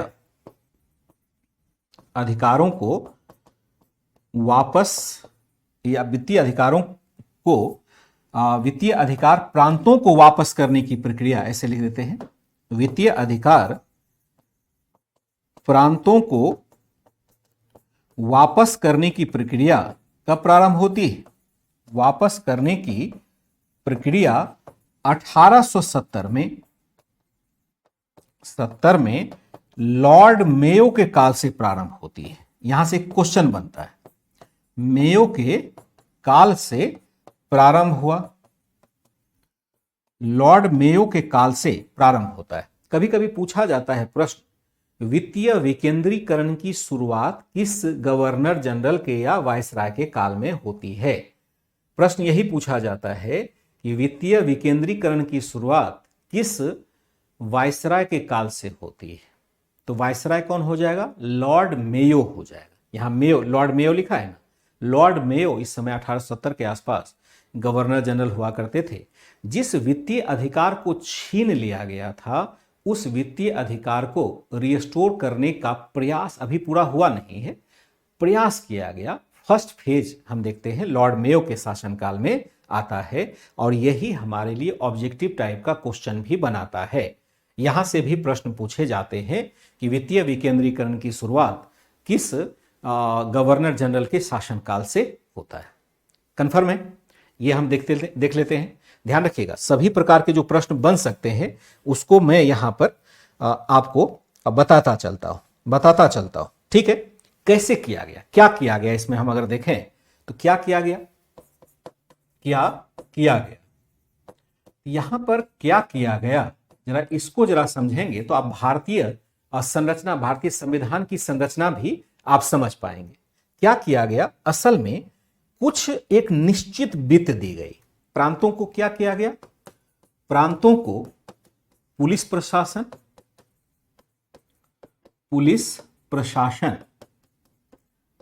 प्रांतों को क्या कर दिया गया? जो पुलिस प्रशासन है उसके लिए, चाहे आप देखेंगे शिक्षा है, सड़क निर्माण है, पुलिस प्रशासन है, शिक्षा है, सड़क निर्माण, विधि निर्माण या विधि निर्माण छोड़ दीजिए, सड़क निर्माण है, शिक्षा है, विधि, स्वास्थ्य कर दीजिए, स्वास्थ्य आदि के मद में खर्च करने के लिए एक निश्चित राशि दी जाने लगी। प्रांतों को पुलिस प्रशासन, शिक्षा, सड़क निर्माण, स्वास्थ्य आदि के मद में खर्च करने के लिए एक निश्चित राशि दी जाने लगी। इस राशि के व्यय पर प्रांतीय सरकार का ही अधिकार होता। पहले क्या होता था? सरकार का अधिकार होता। यहां पर क्या कहना चाह रहा है, जरा इसको समझ लेते हैं। हुआ क्या कि पहले 1833 से पहले तो प्रांतों को भी अधिकार था कि वह अपने लिए संसाधन जुटा पाए। भाई, संसाधन जो जुटेगा किसी भी सरकार के लिए वह तो टैक्स से ही जुटेगा ना। पैसा कहां से आता है सरकार के पास? तो दो तीन प्रकार से, मतलब इनकम जो सरकार को होता है, एक टैक्सेबल इनकम होता है और एक नॉन टैक्सेबल इनकम होता है। बहुत सारे सरकार कर लगा करके अपना, जैसे प्रत्यक्ष कर है, अप्रत्यक्ष कर है, उसके माध्यम से सरकार पैसा जुटाती है। और बहुत सारे इनकम है कि सरकार एक सेवा भी देने का कार्य करती है। सरकार जो सर्विस देती है उसके बदले भी हम पैसा प्राप्त करते हैं। इकोनॉमी में आपने पढ़ा होगा कि किसी भी सरकार के आमदनी का दो जरिया होता है। एक टैक्सेबल इनकम होता है, यानी टैक्स के माध्यम से जो कर इनकम हमें प्राप्त होता है। एक होता है नॉन टैक्सेबल, यानी गैर कर आय। यही दोनों सरकार के आमदनी का जरिया होता है। 1833 से पहले, चाहे वो बंगाल प्रेसिडेंसी हो, चाहे मद्रास प्रेसिडेंसी हो, चाहे बंबई प्रेसिडेंसी हो, अपने अपने क्षेत्र में जो भी सरकार थी, जो भी गवर्नर था, वह अपने हिसाब से राजस्व की उगाही करता था या अन्य स्रोतों से धन को प्राप्त करता था और अपने ही अकाउंट में रखता था, खर्च भी करता था। लेकिन 1833 के बाद कहा कि नहीं, सभी पैसा किसके पास आ जाएगा? गवर्नर जनरल के पास आ जाएगा। और 1833 के चार्टर एक्ट में कहा गया कि जो बंगाल का गवर्नर जनरल है वह सभी गवर्नर पर सुपर हो जाएगा, यानी सुपीरियरिटी उसकी स्थापित कर दी गई और उसको कहा गया अब यह भारत का गवर्नर जनरल है। यानी तीन प्रेसिडेंसी बराबर है, मुंबई, मद्रास और बंगाल। लेकिन अब बंगाल प्रेसिडेंसी को सबसे अधिक पावर दे दिया गया। फाइनेंशियल शक्ति भी छीन ली गई। 1853 तक जाते जाते फाइनेंशियल शक्ति भी छीन ली गई। अब फिर से वह शक्ति धीरे धीरे वापस की जा रही है। तो 1870 में कहा गया कि भैया ऐसा है कि प्रांतों को हर कार्य के लिए पैसा मांगने की जरूरत नहीं है, आपको हम एक निश्चित पैसा दे देते हैं, आप अपने हिसाब से उसको खर्च कीजिए। और कहां पर खर्च कीजिएगा? तो प्रशासन में खर्च कीजिए, सड़क निर्माण पर खर्च कीजिए, पेयजल उपलब्ध कराने के लिए खर्च कीजिए, स्वास्थ्य पर से खर्च कीजिए, शिक्षा पर खर्च कीजिए, जो समाज के लिए जरूरी है। इसलिए हल्का सा फाइनेंसिंग पावर प्रांतों को भी दे दिया जाता है। समझते चलेंगे ध्यान से। बहुत थोड़ा सा हार्ड टॉपिक यह होगा, लेकिन इसको समझना हमें पड़ेगा ही पड़ेगा। ठीक है, हमने क्या देखा कि इस प्रकार से यहां पर उसको अधिकार दिया। कुछ कर का भी आवंटन किया गया। इसके लिए कुछ करों की आय को राज्य के साथ या प्रांतों के साथ बंटवारा करने का प्रावधान रखा गया। आय को प्रांतों के साथ बंटवारा करने का प्रावधान रखा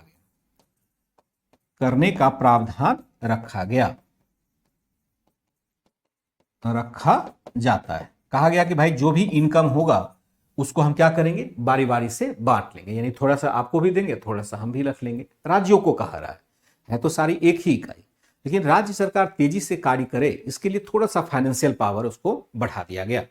लेकिन हम क्या देखते हैं कि पहला परिवर्तन तो वह रहा। फिर हम देखते हैं कि 1877 में इस अधिकार को और विस्तारित किया गया। पहला हमने देखा। दूसरा हमने देखा कि 1877 में लॉर्ड लिटन के शासनकाल में उपरोक्त अधिकारों का थोड़ा और विस्तार किया गया। उपरोक्त अधिकारों का विस्तार किया गया।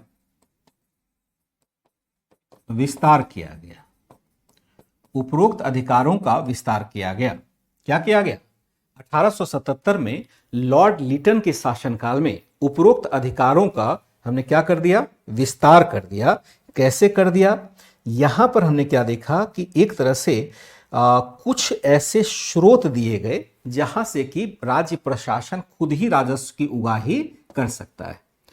राज्य शासन को यानी प्रांतीय सरकारों को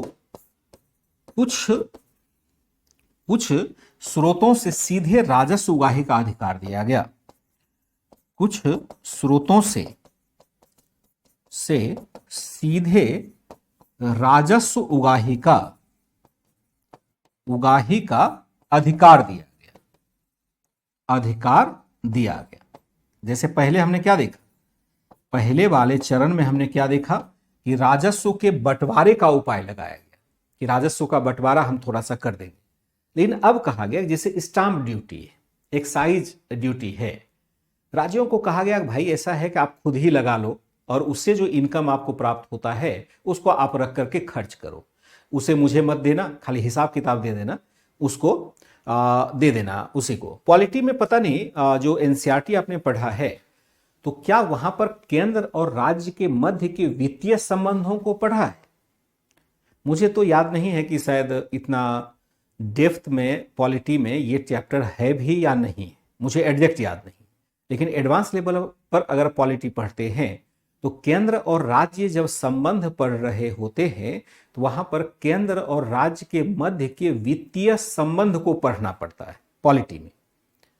अगर वो चीज आपने पढ़ा होगा, थोड़ा भी अंडरस्टैंडिंग अगर होगा, तो ये बातें आप बेहतर तरीके से समझ पाएंगे कि राज्य कैसे इनकम अपना प्राप्त करती है। अभी भी वही पद्धति लागू है जो यहां लागू करने की कोशिश की जा रही है। यही पद्धति विशेष रूप से अभी वर्तमान संदर्भ में लागू किया गया है। तो प्रांतीय सरकारों को कहा गया कि कुछ स्रोतों से सीधे राजस्व उगाही आप कर सकते हैं और उन पैसे को आप खुद ही खर्च कर सकते हैं। जैसे हम क्या देखते हैं कि राज्यों को, प्रांतों को अधिकार दिया गया, प्रांतों को भूराजस्व प्रशासन, भूराजस्व कर, उत्पादन कर यानी एक्साइज टैक्स, प्रांतों को खास करके हम क्या देखते हैं? भूराजस्व कर दिया गया। एक तरह से उत्पादन शुल्क हो गया, और उत्पादन कर, सामान्य प्रशासन आदि का, सामान्य प्रशासन, न्याय प्रशासन आदि का अधिकार दिया गया, प्रशासन का अधिकार दिया गया, का अधिकार देते हुए इनमें से कुछ मदों को, एक तरह से इनमें से कुछ मदों से या इनमें से कुछ मदों की राजस्व वसूली करने तथा खर्च करने का अधिकार दिया गया, खर्च करने का अधिकार दिया गया, अधिकार दिया गया। आज 1.5 घंटे ही क्लास लेंगे, आज 1.5 घंटे क्लास लेंगे। थोड़ा बोरियत सा महसूस हो रहा है, मुझे लग नहीं रहा है कि आपको बहुत कुछ बातें यहाँ समझ में आ रही होगी। 1-2 बार फिर से इसको रिवाइज कर लीजिएगा। मैं कल जाता हूँ, फिर इसको बेहतर तरीके से देखूंगा। 1877 में लॉर्ड लिटन के शासनकाल में उपरोक्त अधिकारों का विस्तार किया गया। प्रांतीय सरकारों को कुछ स्रोतों से सीधे राजस्व उगाही का अधिकार दिया गया। प्रांतों को भू राजस्व कर, उत्पादन कर, सामान्य प्रशासन, न्याय प्रशासन का अधिकार देते हुए इनमें से कुछ मदों की राजस्व वसूली करने का और राजस्व वसूल करने और खर्च करने का भी अधिकार दिया जाता है। थोड़ा सा ये पॉलिटी की समझ के साथ ही चलेगा ये टॉपिक, ये वाला भाग। इसके बाद फिर थोड़ा सा आसान हो जाएगा। मैं थोड़ी देर में ही इसको समाप्त करने वाला हूँ। बहुत ज़्यादा यहाँ पर डिटेल समय नहीं लेना चाहिए, लेने की जरूरत है, लेकिन जितना एनसीईआरटी में दिया गया है उसको छोड़ करके आगे बढ़ना भी ठीक नहीं रहेगा। फिर इस डर से कि भारी लग रहा है पढ़ने में, छोड़ना क्या उचित रहेगा। फिर कब पढ़ेंगे, फिर एडवांस पर जाएंगे तो ये समस्या तो वहाँ और प्रचंड रूप से सामने आ जाएगी। इसलिए प्रयास करते हैं कि यहाँ पर जितना मिनिमम हो सकता है उतना जरूर लेने की कोशिश करें। लेकिन जल्दी इसको खत्म करता हूँ। कुछ मदों की राजस्व वसूली करने तथा खर्च करने का भी अधिकार दे दिया जाता है। कब दे दिया जाता है? एक तरह से 1877 ईस्वी में। हमने क्या देखा कि फिर हम एक परिवर्तन और देखते हैं। जब हम देखते हैं तीसरा परिवर्तन हो जाता है, और वह परिवर्तन हो जाता है 1882 में। 1882 में हम क्या देखते हैं कि प्रांतों को कुछ मद का हिस्सा देने के बजाय, प्रांतों को कुछ मद का, कुछ राजस्व का या राजस्व का कुछ हिस्सा देने के स्थान पर, प्रांतों को राजस्व का कुछ हिस्सा देने के स्थान पर, हिस्सा देने के स्थान पर प्रावधान किया गया कि कुछ विशेष मद से वह सीधे राजस्व की उगाही कर सके। किया गया कि कुछ विशेष मद से वह क्या कर सके, वह सीधे राजस्व की उगाही कर सके, राजस्व की उगाही कर सके, सीधे राजस्व की उगाही कर सके। प्रांतों को राजस्व का कुछ हिस्सा देने का स्थान पर प्रावधान किया गया कुछ विशेष मद से वह सीधे राजस्व की उगाही कर सके। यानी एक तरह से प्रांतों को हम क्या देखते हैं कि यहां पर विशेष पावर दे दिया जाता है, विशेष पावर दे दिया जाता है। फिर हम क्या देखते हैं कि अब यहां पर करों की स्पष्ट संरचना स्थापित हुई। अब क्या होता है, अब कर वसूली के दृष्टिकोण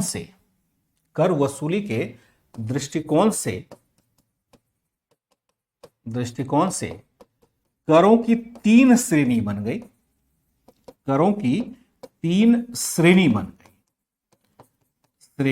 बन गई। और यह बन गई कौन सा? पहला हो जाएगा सामान्य कर, जिसका वसूली कौन करेगा? जिसकी वसूली केंद्र करेगा, वसूली केंद्र करेगा। दूसरा जो हो जाएगा वह हो जाएगा राज्य कर हो जाएगा। वसूली कौन करेगा? वसूली प्रांत करेगा। तीसरा जो हो जाएगा वह हो जाएगा आपका मिश्रित कर कह सकते हैं, जिसकी वसूली केंद्र तथा प्रांत करेगा, केंद्र तथा प्रांत दोनों करेगा। अभी भी पॉलिटी में आप यही दोनों करेगा।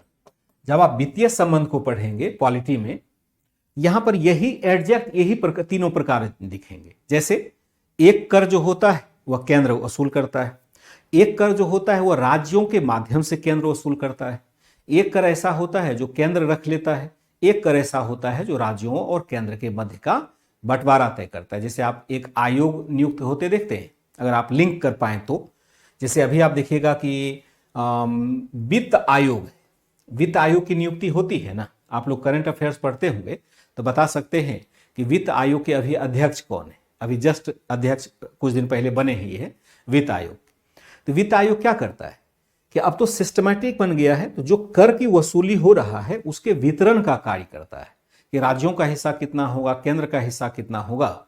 लेकिन इन सभी प्रक्रिया की शुरुआत आपको 1882 में ही हो जाती है, और यहां पर दोनों के मध्य विभाजन के आधार पर केंद्र करेगा, वसूली प्रांत करेगा, जिसकी वसूली केंद्र तथा प्रांत दोनों करेगा, और बंटवारा भी दोनों के मध्य होगा।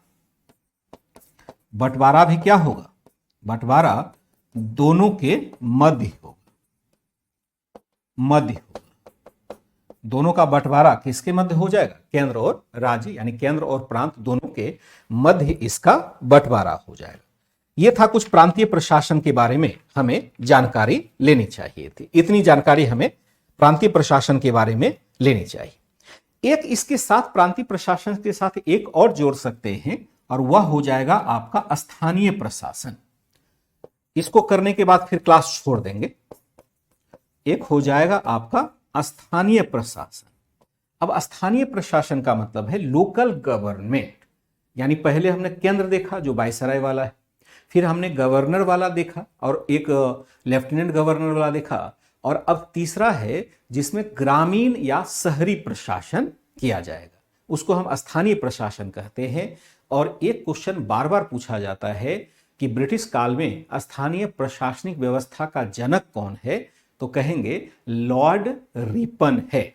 लॉर्ड रिपन के काल में इस प्रशासनिक व्यवस्था को स्थापित किया जाता है।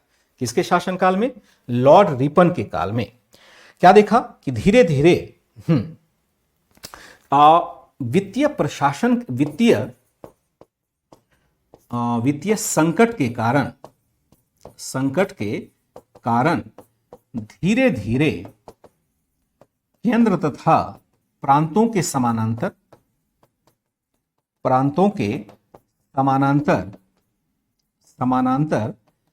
स्थानीय प्रशासन का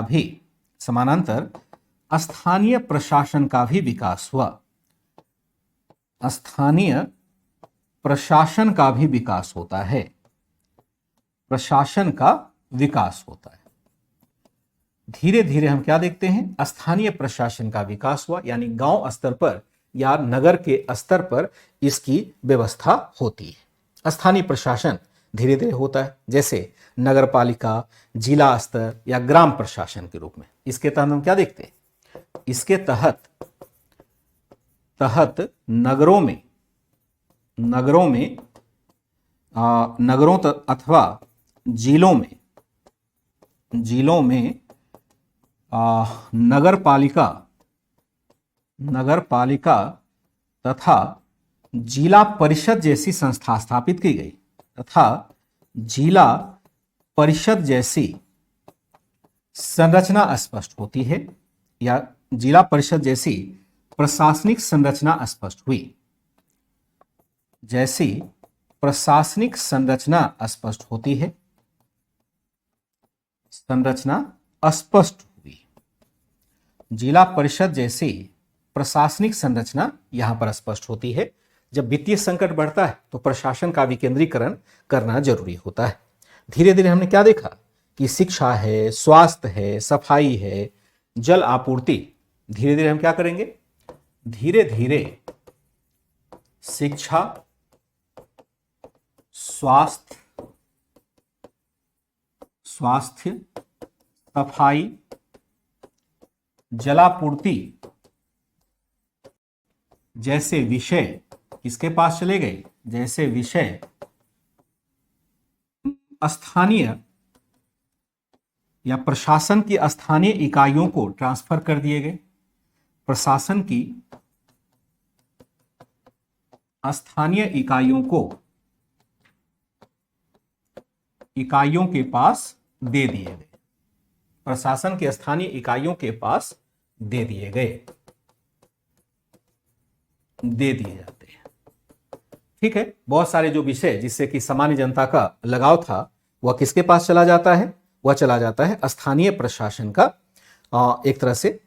हालांकि चूंकि ऐसे संस्थाओं के विकास के पीछे एक अवधारणा यह भी दी जाती है, ऐसी संस्थाओं की स्थापना के पीछे यह भी तर्क दिया जाता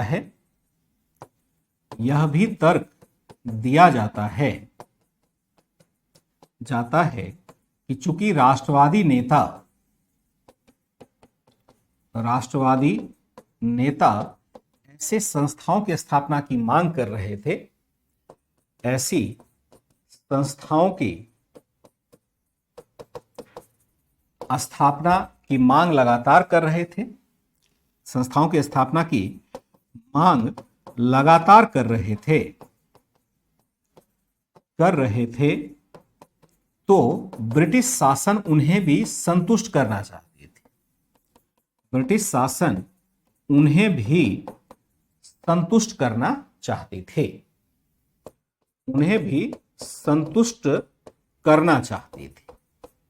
एक यह भी कारण माना जाता है। बहरहाल हम क्या देखते हैं कि जो लॉर्ड रिपन है उसे भारत में स्थानीय स्वायत्त संस्थाओं का जनक माना जाता है।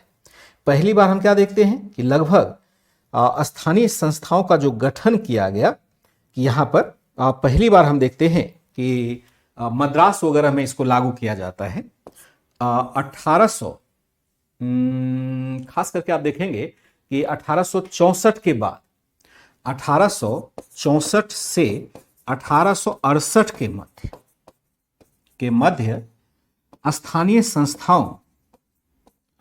संस्थाओं का गठन किया गया। संस्थाओं का गठन विभिन्न स्थलों पर किया गया, खास करके नगरों में किया गया, जैसे मद्रास है, बंबई आदि नगरों में किया गया। और अगर विशेष तौर पर देखेंगे तो 1882 में, खास करके 1882 में लॉर्ड रिपन के काल में ऐसे स्थानीय संस्थाओं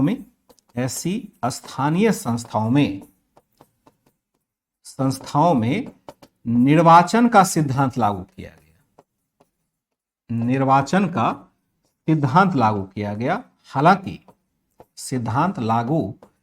गया। हालांकि यह निर्वाचन सीमित मताधिकार के साथ किया गया, जो कि सीमित मताधिकार के साथ था, यानी सबको नहीं दिया गया था, सीमित मताधिकार के साथ।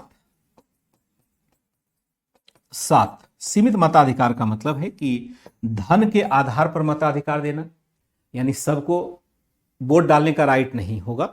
जो व्यक्ति इलिजिबल होगा, जो क्राइटेरिया बनाया गया है पैसे का, धन का, केवल उसे ही मतदान करने का अधिकार होगा। जैसे अभी हम क्या देखते हैं, 18 वर्ष के हो गए तो मतदान का अधिकार अपने आप में मिल जाता है। इसको हम कहते हैं सार्वभौमिक वयस्क मताधिकार। लेकिन पहले यहां पर एक सीमित मताधिकार दिया गया, यानी सब लोग वोट नहीं डाल सकता है, एक लिमिटेड लोग ही वोट डाल सकेगा। यही कारण है कि लॉर्ड रिपन को क्या माना जाता है, यही कारण है कि लॉर्ड रिपन को भारत में स्थानीय शासन का जनक माना जाता है। स्थानीय शासक का जनक माना जाता है। ये टॉपिक हमारा अभी चलेगा, 2-3 क्लास इसमें लग जाएगा, और इसलिए यहाँ पर थोड़ा टफ चीज़ है। सारी बातों को इस्टेब्लिश करके लिखना अपने आप में बहुत ही मुश्किल है, और मुझे इस बात का संदेह हमेशा लगा रहता है कि इतना टफ इतनी मोटी मोटी बातें बिना पॉलिटी पढ़े या पॉलिटी पर बहुत अच्छी पकड़ बनाए बगैर ये सारी प्रक्रिया समझना मुश्किल होगा। लेकिन मजबूरी है कि इससे सिंपल लिखा भी नहीं जा सकता है कि जो फैक्ट्स है, जो वायसराय है, जो कार्यकाल है, जिस प्रकार से यह आगे बढ़ता है, तो उसको हम दूसरे तरीके से लिख भी तो नहीं सकते, यह भी तो मजबूरी है। इसलिए आपको 1-2 बार इसे पढ़ना ही पड़ेगा। आज की क्लास को लेकिन यहीं पर एंड करेंगे, और कल इसी में से जो प्रशासन का भाग है इसी को बढ़ाएंगे, क्योंकि यहाँ पर और भी हमें मैटर लेने होंगे। यह एक बड़ा टॉपिक है, इसमें हो सकता है कि मोर देन 2 और 3 क्लास लग जाए। यानी कल भी आपकी क्लास होगी, ये सप्ताह हो सकता है कि इसी टॉपिक में आपका निकल जाए। लेकिन बड़ा हो या छोटा हो, सभी टॉपिक तो कवर करने ही है, चाहे भारी हो चाहे हल्का हो। 1-2 बार आपसे अपेक्षा होगी कि और पढ़िएगा, ताकि दिक्कत थोड़ी कम हो जाए। दिक्कत तो फिर भी रहेगी, दिक्कत थोड़ी कम हो जाए। और अगर कोई खास टर्म समझ में नहीं आता है, ऐसा नहीं कह सकते हैं कि पूरा कुछ समझ में नहीं आया, अगर कुछ खास टर्म आपको समझ में नहीं आता है तो आप चाहें तो मुझे मैसेज भी कर सकते हैं। ठीक है बच्चे, चलिए आज के लिए इजाजत दीजिए। मिलता हूं मैं कल फिर से इसी समय। Bye and take care.